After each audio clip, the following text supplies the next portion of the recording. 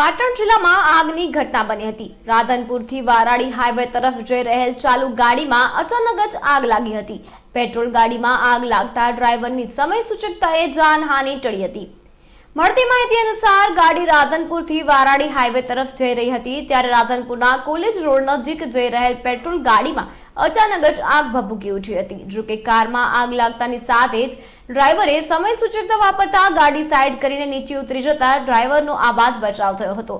ગાડીમાં આગ કયા કારણોસર લાગી હતી તે જાણી શકાયું નથી। રાધનપુર ખાતે કારમાં આગ લાગતા લોકોમાં અફરાતફરીનો માહોલ સર્જાયો હતો। વાહન ચાલકોએ ઘટનાસ્થળે દોડી આવી પાણીનો મારો ચલાવી આગ પર કાબુ મેળવ્યો હતો।